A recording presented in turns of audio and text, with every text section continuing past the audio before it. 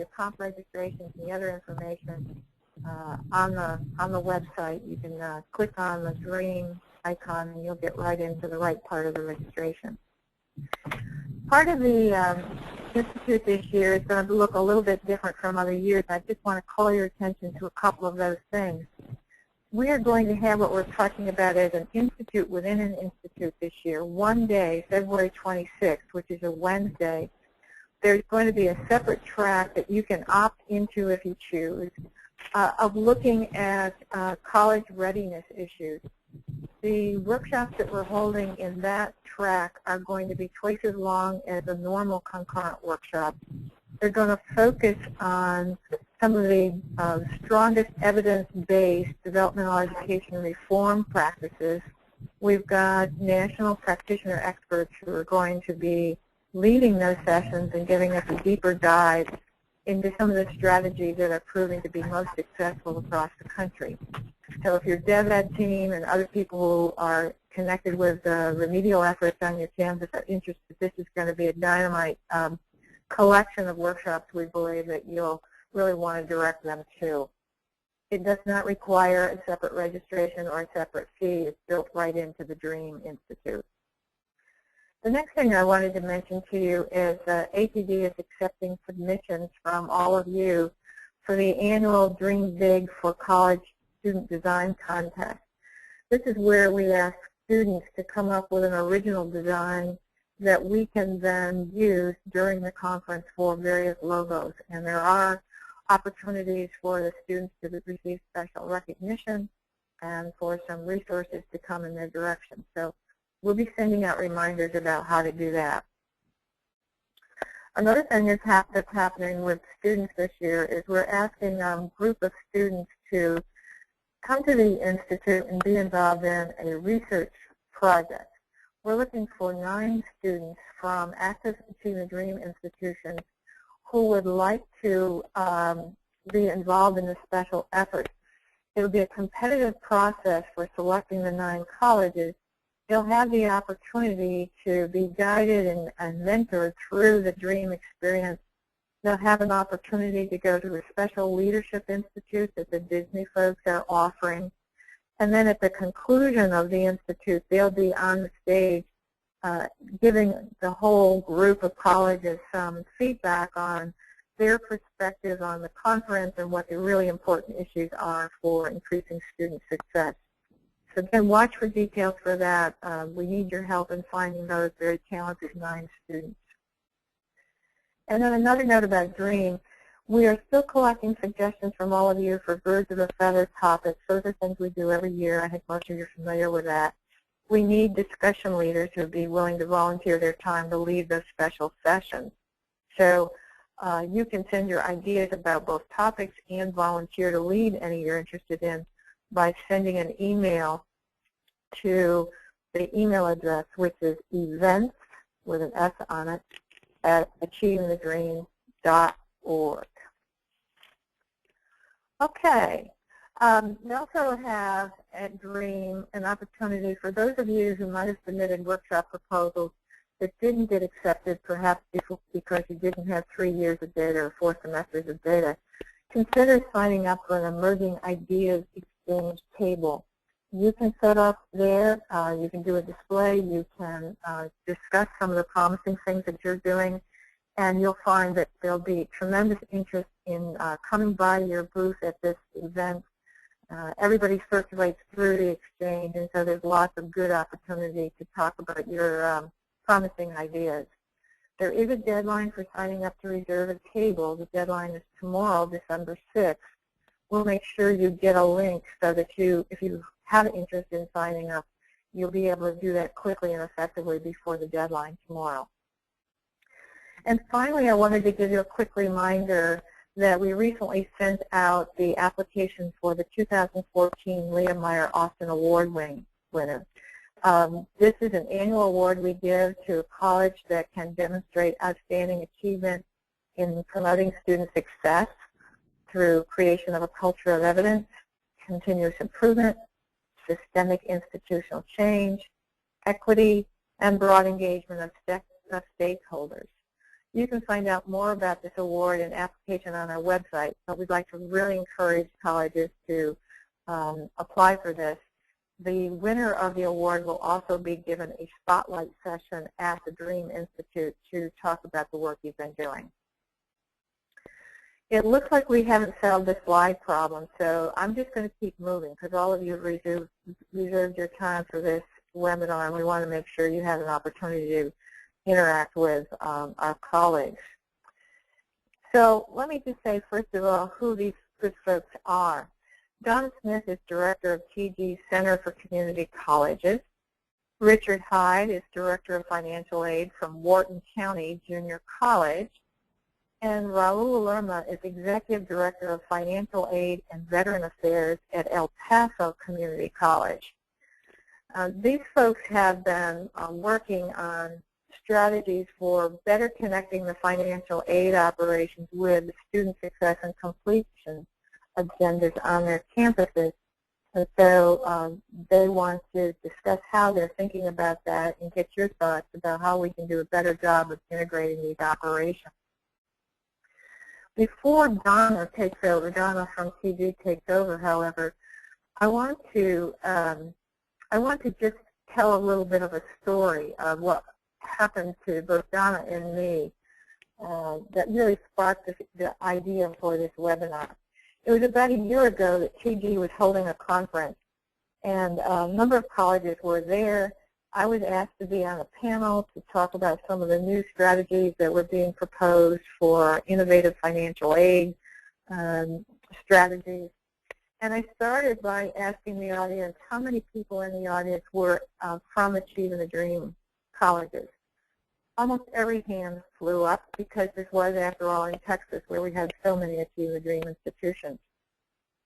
I next asked them to raise their hands if they, as financial aid people, were involved with the Achieving the Dream teamwork, if they were in on the planning or the implementation teams, the evaluation teams, any of that. All the hands went down. It was shocking. We couldn't believe our eyes that at this point in time we had not yet done as good a job as we needed to in making sure that the financial aid folks were working hand in glove with the folks who were also thinking about student retention and completion. And so with that, Donna and others of us started saying, we've got to do a better job of making sure that those operations, those folks on campuses, are connected to each other. So with that, when Donna asked if it would be appropriate to do a webinar on this topic, we said, absolutely, let's go for it. And that is why and how we got to this point today where we want to bring the subject up. So with that, I want to turn it over to you, Donna, and with a great apology for the fact that it doesn't look to me like the slides are advancing yet. If we're still on audio, I think it would be smart if you went ahead and started us off and got us into a discussion at least, even if we can't see each other.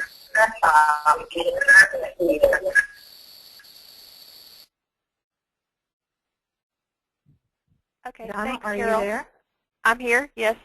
Thanks, Carol. I appreciate you giving me the introduction and framing it for us as eloquently as you did. And I'm sure many of you on the call, financial aid seems to spark a little bit of a phobia amongst higher education. It's a little scary. We do some strange things in the financial aid office. So some of you may be wondering, why is it significant for us to include financial aid in with our Achieving the Dream? It's really focused more on curriculum and developmental education. So what I'd like to share with you today is why it is significant. Community college students truly depend on financial aid. One of the first questions that every student or parent gives us, when they come in the door is, we want to come to school, we have dreams, we have goals, but how are we going to pay for this? That's a very significant question for them and a concern for them. So we did a little digging for some statistics, and we found that nationally 57% of community college students receive some sort of financial aid in the academic year 2011 and 2012. That number varies from state to state and institution to institution. There are a number of institutions that have, upwards of 90+% that are on some form of financial aid, be it federal, state, or institutional funding. So, but 57% on a national scale is a significant number. 50% of the nation's public community college students receive grants, which excludes the loan funds, and that can be, again, federal, state, local, or institutional in fall of 2011. So over half of our student population is getting some form of grant aid. Of those, 37% of those students are Pell recipients. And as you know, many of the initiatives in Achieving the Dream and all are targeting our Pell recipient students because that's one of their factors in recognizing where our at-risk students are and our students that we want to target for these initiatives for success. Institutions are also held accountable for a cohort default rate in financial aid borrowers. So for your students who are borrowing student loans to attend school, the default rate is very significant, and it has recently gone to a 3-year calculation over a 2-year calculation, which has given some folks some heartburn with the numbers going up, and institutions are held accountable for that number. So if you're not having those conversations on your campus, you certainly need to be. And then, of course, the Integrated Post-Secondary Education Data System, your IPEDS report, financial aid factors very significantly into that. So, there's a lot of reasons to tie and connect those dots with financial aid in your institution and to your initiatives and what you're doing in Achieving the Dream. And the bottom line is financial aid really is crucial to student success. So the question we want to pose today is, how can we better integrate financial aid staff into the student success work at your Achieving the Dream institution, and that will better impact your access, retention, and completion? So we started looking around to see, what are some strategies that we can use that can improve that, or or either start it if it's not as what Carol pointed out when we had that aha moment at the policy summit. If financial aid's not a part of it, how can we get you involved? So you need to include your financial aid staff on your core team. Increases your institution's awareness of financial aid impact on student success. As I said, there's some large numbers of students that are depending on that, and with all the regulations and things that are part of our financial aid world, they need to be a part of those discussions. We need to broaden the perspective about student financial barriers to retention and completion. Again, the life happens kind of scenarios where students come in and, money's going to factor a big part of that. They're having difficulty with transportation or childcare or whatever, or just basically paying rent and utilities. And financial aid is a part of that for many of those students. We want to break down the silos that allow all the parties to be a part of solution planning. Many institutions are very siloed, as we know. That's something that we always seem to struggle with. And again, even if you don't connect those dots right away, once you start having these conversations, you can really see how everything just fits together very nicely. Integrating financial literacy and financial aid into your student success courses is an excellent way to bring your financial aid team involved to a level of involvement.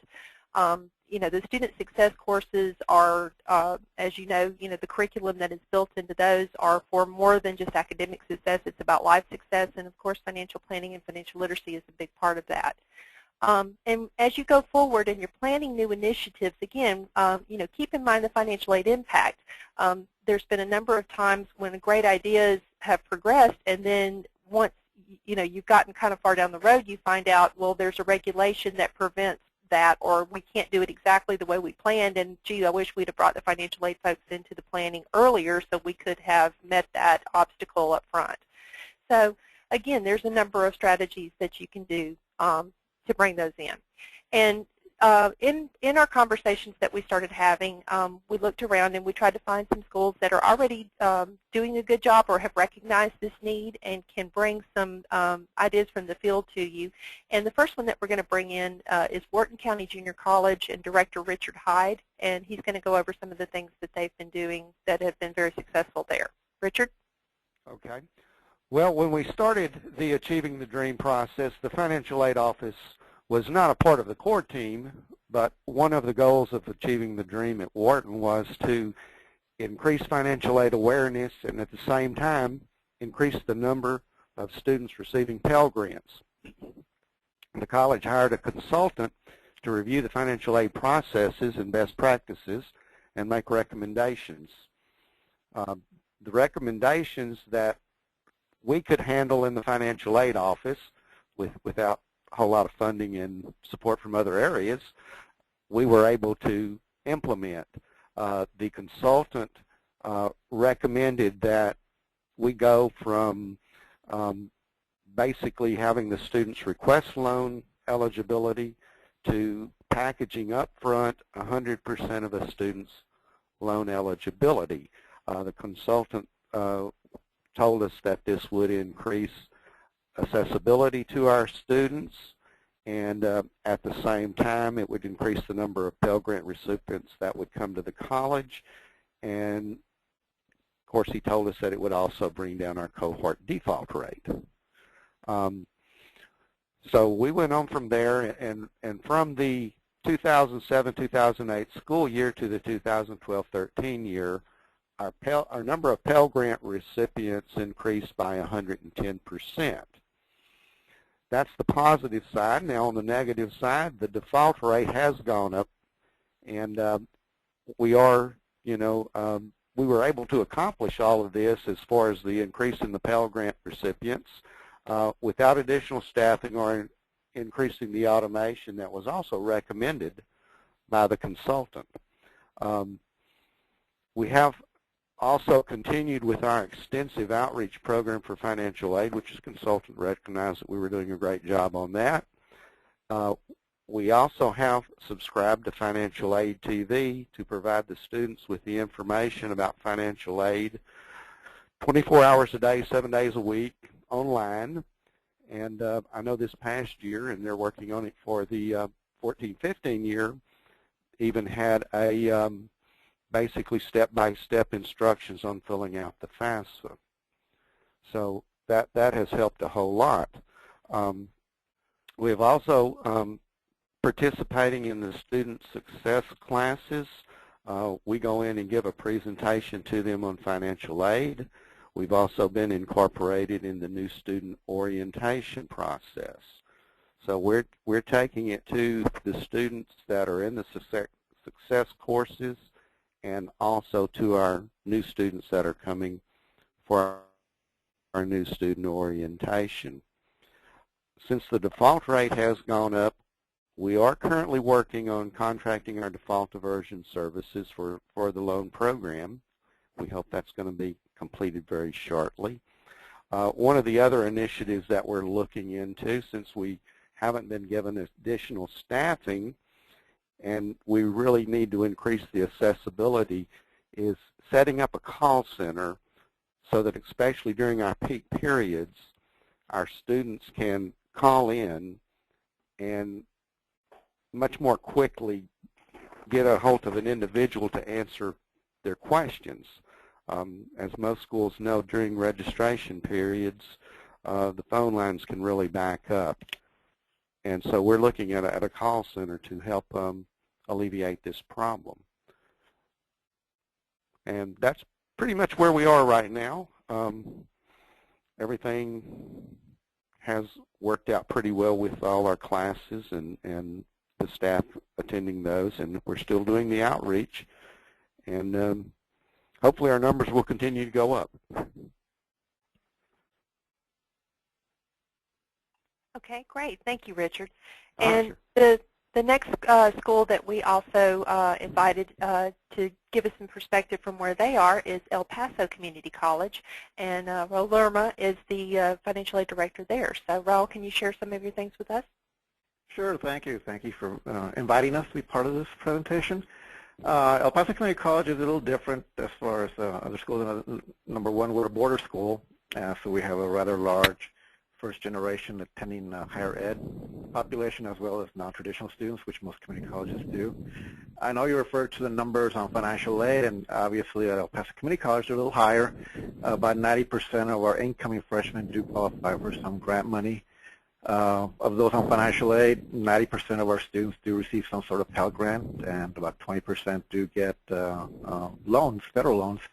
And the number is increasing. And like Richard, we're also concerned about default rate. So we're looking certainly at other options to try to manage the default rate. Fortunately, from what I've seen based on our 2-year and 3-year default rates that you mentioned earlier, our college is below the national average, which I guess is something to brag about at this point. Hopefully we can keep it there. So our efforts as far as our entrance counseling seems to be paying off, as far as our students paying off their student loans, or at least knowing what to do if they can't pay the loans back, which is just as important. I don't know if anyone really had a chance to see Justin Drager. He's the president and CEO of our National Financial Aid Association. He testified earlier this week, actually, in Congress before a congressional committee. And it was interesting because, again, just like all financial aid directors basically say, unfortunately, the number one reason why students say they don't do well is financial. So again, that's our biggest challenge, that students need to understand that there are financial aid programs out there for them, and that they need to concentrate on their studies, and we'll help them with the financial aid part, but they need to concentrate on their studies. Hopefully we can eliminate that concern. At El Paso Community College, again, our efforts have been basically under outreach. We have our Fast and Night program. We try to get that financial aid information out there as early as possible and try to remove that concern from parents and students. Again, since we have a huge first-generation population, you also have to get the parents involved for them to understand that, their son and daughter can't continue their education. Fortunately, as far as our Fast and Night, it's really expanded to become a community effort, a true community effort. Our local Chamber of Commerce has kind of taken the lead now in this effort, and we've had other partners where before it used to be basically El Paso Community College and just UT El Paso doing these Fast and Nights. Now we have other partners, other private industry involved as far as volunteering to assist us. We've even had some of our proprietary schools joining us this year in particular to help us conduct these presentations. So it's truly become a community effort to try to encourage our students to, again, continue their education beyond high school. Obviously, financial information, just like Richard said also, we do that here. It is presented at our new student orientation, so students are given that important information. Our financial aid presentations in Education 13-101 classes, as well as early college. We always welcome the opportunity when we're invited to give financial aid presentations in these classes. I do a lot of them. My staff are always available to conduct these when they're asked. My recommendation, obviously, is it should be part of every 1301 syllabi, to be honest. I mean, I wish all classes would kind of integrate financial aid information, financial literacy as part of their curriculum. As far as a VP of Student Services, they have been part of our Student Success Core team from the very beginning, but I guess we have an advantage now because the VP of Student Services was formerly the financial aid director. So now we actually do have a financial aid director on the team that's very aware of the necessity and the issues concerning financial aid and student success. So that's a big plus, I guess, for us. We've tied financial literacy to our satisfactory academic progress appeal process, and we're looking to expand on that as far as another way to try to encourage and, I guess, improve and achieve a satisfied graduation and hopefully success in completing their degree. We're also involved now with funding for Male Student Scholarship Program.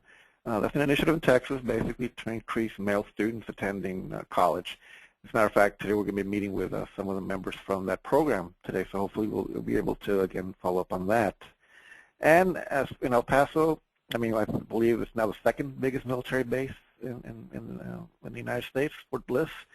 So our other challenge now is our veteran population, which, again, we do have a lot of on-duty, active duty veterans, as well as those that have retired here, actually.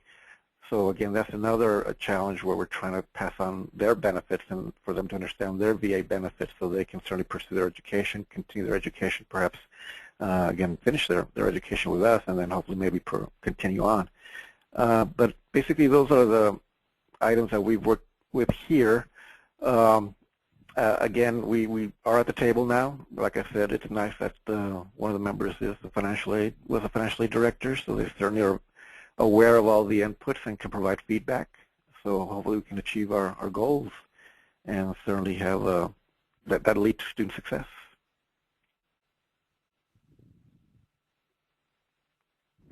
And that's basically what we're doing here, and it seems to be working. I think as long as everyone understands their stakeholders in the student, I think that's the main message that should come across.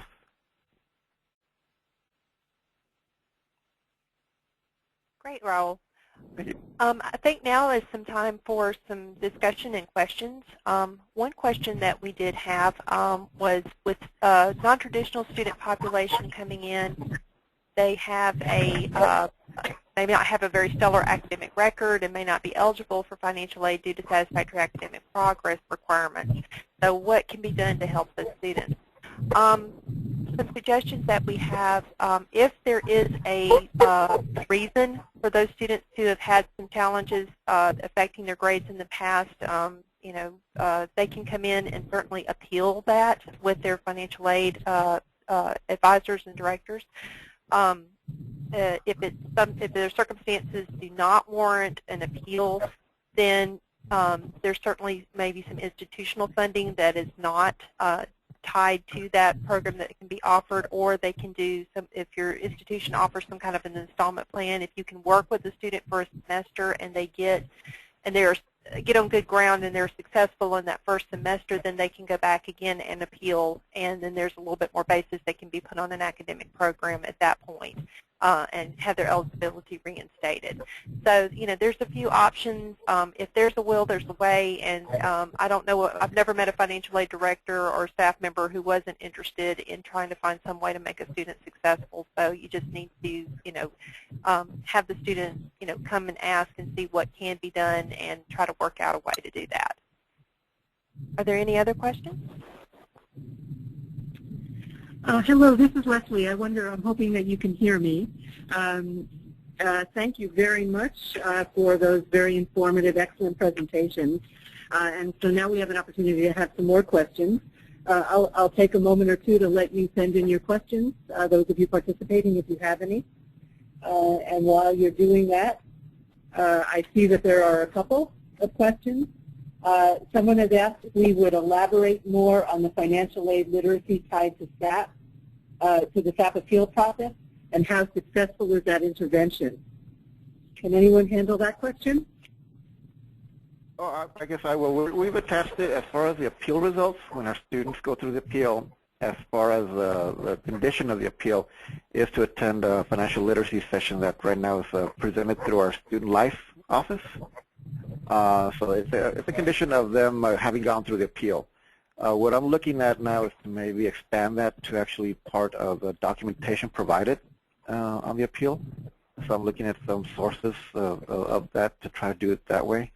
I think students that don't meet SAP are they're possible candidates for, especially on the loan side, default. So that's the next step, is just basically make it a part of the actual application. Right now it's more of the part of the results, so they're encouraged to attend literacy sessions. But that's the way it works right now. But like I said, we're looking at expanding it here at El Paso Community College. Okay, thank you. Any other questions, please feel free to send them to us. We do have someone who wants to know how to get students to attend workshops. I know that's a dilemma for a lot of people. So perhaps the panelists have some helpful hints about that. I've had a little success in the past with them attending workshops, and usually we have to offer them some kind of incentive. We'll usually have a scholarship giveaway or something like that, and when we do that, we get a much larger crowd. We are kind of developed that. We kind of have a captive audience as well, because our students that apply for federal loans are required to go through an in-person counseling session. So we really stress the academic part in those sessions. So it's kind of a captive audience as well, because they have to go attend the session if they want their loans. But that's one way where you can get that particular group of students and convey that academic success part. Right. Okay. Any other questions? Okay. We have one here.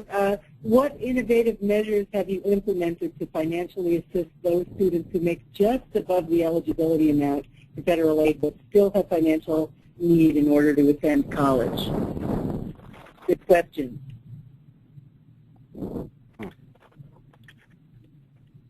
Anybody have any thoughts At on Wharton, that? we have both scholarships, and we try to target those students with some of our state grants, our TPEG grant, Texas Public Education Grant, and that type of aid, because we know that's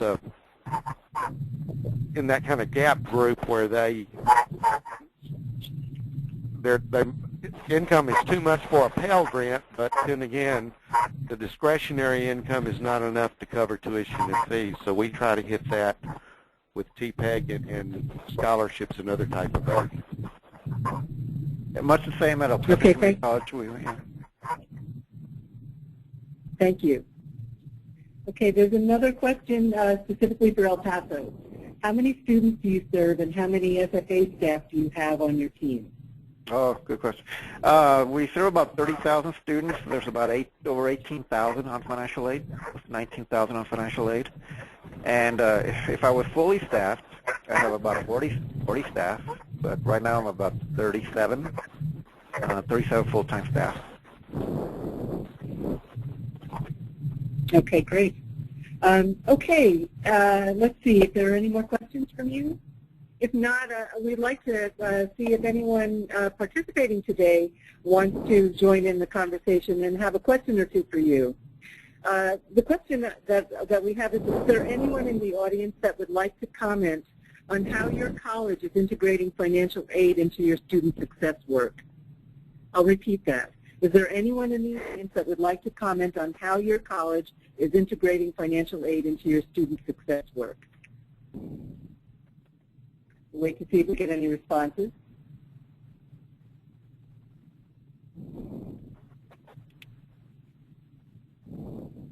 All right. Wait another second or two.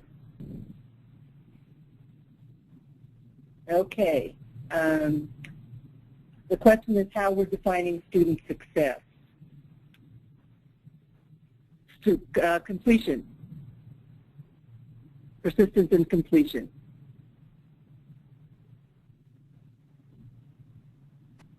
Anyone want to comment? Kaylee Forrell from Durham Tech. I know you have some experience with this. I wonder if you want to comment on it.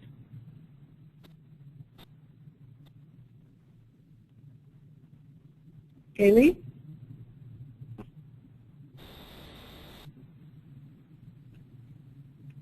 Okay. All right, we'll move on to one more question and see if you have any responses, and then we'll move on to the last part of the presentation. Oh, we have someone raising hand. I'm sorry. We do. Judith. Judith, you should be able to talk now. Are you with us, Judith?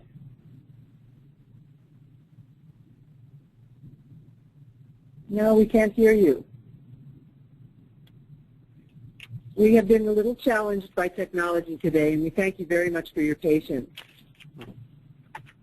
All right. Well,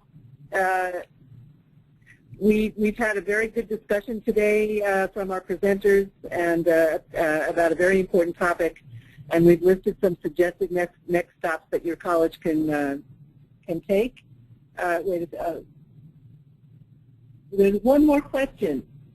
I'm going to ask that question before we go forward.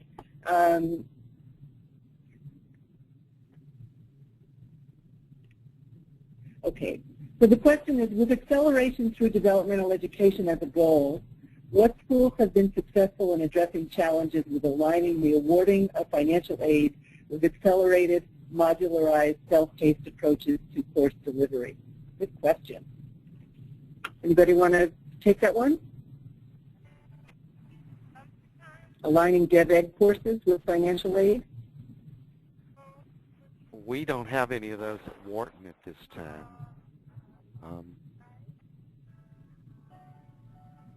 Okay, anyone else? Anyone from the audience?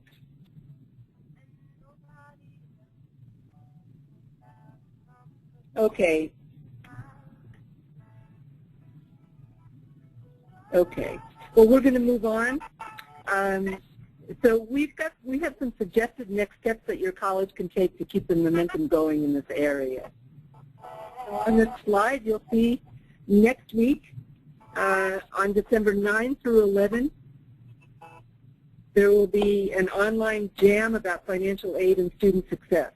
This conversation is being hosted by the Gates Foundation, which is supporting the Reimagining Aid Design and Delivery project.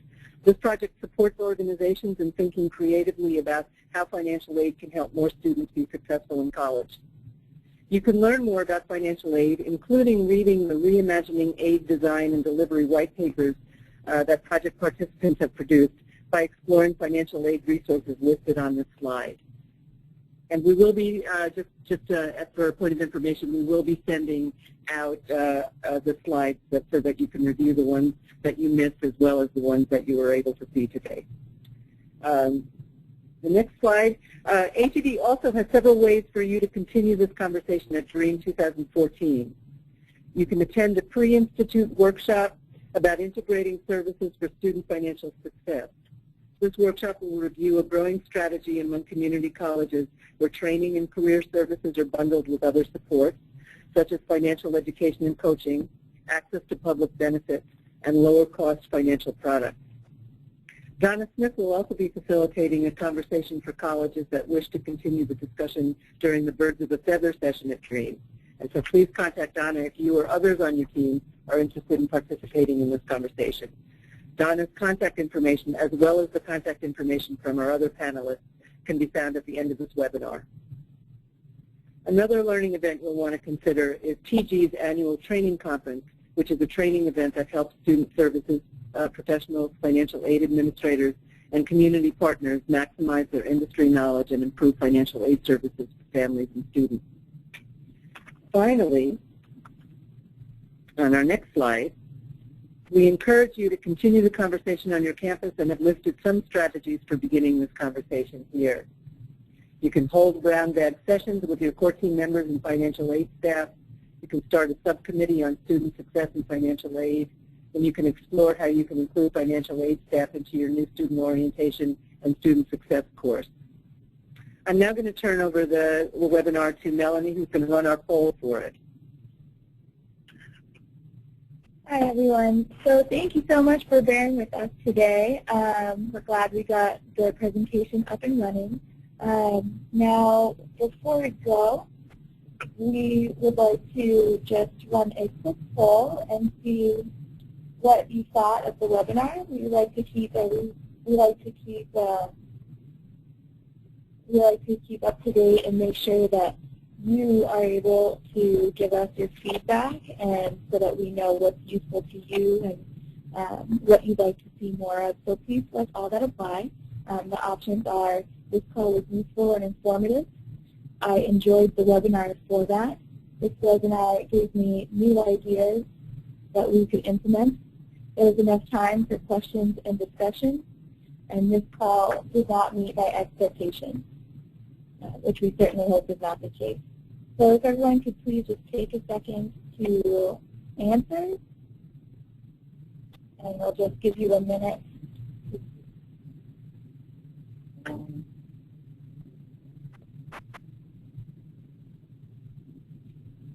Okay. One more minute. Get everyone. And just so everyone knows, this presentation will be made available. This presentation will be made available both on YouTube, on our YouTube channel, and also we'll be sending out a PDF version in our follow-up email so that you'll be able to access the entire presentation. All right, we're going to close the poll. Okay. All right. Thank you so much for joining us, and thank you to our presenters. You did such a wonderful job. The contact information for our panelists is on the screen and will be sent out with the presentation in a follow-up email, so look for that, please. And the follow-up email will also contain a copy of the presentation, a link to the recording, and the link to register for DREAM 2014. We hope to see all of you there. And thank you, and enjoy the rest of your day.